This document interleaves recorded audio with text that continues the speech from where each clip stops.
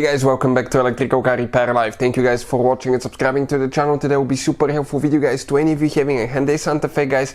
And if you guys need to remove or replace AC pressure switch, stay with us. We will explain everything from start to finish, where they're located and how an AC pressure switch may actually make your car AC not work guys. So all that will be covered in this video today. Now, before we start, let me tell you guys, it should work on practically guys almost any generation Hyundai Santa Fe from year 2000 to year 2021. Currently only the location of the valve may be a little bit different in the size, but it will function in the same way, and we'll explain what it's for and how to safely remove and replace it, because if you don't follow certain procedure you can get seriously hurt and you can get a big fine.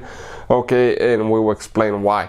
Now, as you can see, the engine is out. Why? Because every single car we get at the garage we make at least 200 to 300 free repair videos. Why we do that? Simply because our mission at the shop is to save you as much money as we can. All we need guys in return, please subscribe to the channel and like the video. Now, if you need to buy any parts, tools for your car for a really good price and quick shipping as well guys, check out the link in the description of the video below. That's where we get all our parts and tools from. So the engine guys been removed here with the AC system and everything, so we can clearly explain where things are guys and what to look for. You have the AC condenser guys. Okay, you can see here you have the AC compressor, and usually on the high pressure line, which is the thin one, okay, somewhere on the high pressure line you will have that switch. This is known as an AC pressure switch. If that switch doesn't work, your AC compressor will not work, and you wonder why? Because that pressure switch actually detects if you have enough freon, enough pressure in the system to safely turn the compressor. Otherwise the compressor, if you don't have freon and you turn it on, it will seize guys and it will not work anymore. Now, if you want to see how to test that switch and see if it's working or not, we have a special video that explains that on the channel, so please check it out, how to test AC pressure switch on Hyundai. Also guys, many of you constantly ask us in the comment section below to recommend a diagnostic tool, and you can use that too to actually even test the switch. I'll put the link in the description of the video below. Check it out guys, it's really good tool. It works on almost any car you can think of. Hyundai is right here, but two that can pay itself off in one-time use.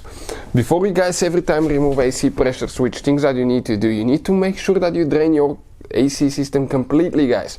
Okay, if it's not drained and you remove that switch, all the freon will come out. First, it can blind you. Second, it can hurt you. It will come out really cold under really high pressure guys. Second, okay, it's illegal to release the freon in the atmosphere. You can get a huge fine for that guys. So take it guys to take it to an AC shop. If you don't have the machine, they hook it up. Okay, and what they do, they just drain the AC refrigerant out of it, and it's called vacuuming, and the system will be completely empty. When you don't have any pressure, I'll always insert the gauge just to make sure I don't have any pressure.